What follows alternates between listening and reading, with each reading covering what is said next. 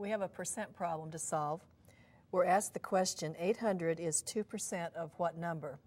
And let's begin by translating this to an equation. So I'll write translate. 800 translates to 800. Is translates to equals. Then we have 2%.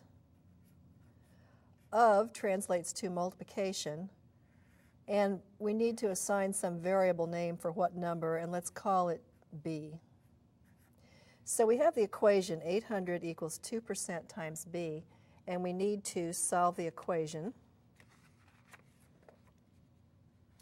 And to do this, first I'm going to convert 2% to decimal notation. So we'll write 800 equals 0.02 times b.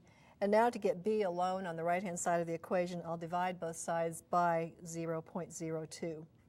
So we have 800 divided by 0.02 equals 0.02 times b divided by 0.02. When I do the division on the left-hand side, I get 40,000. And on the right-hand side, I get b. So we can now write that 800 is 2% of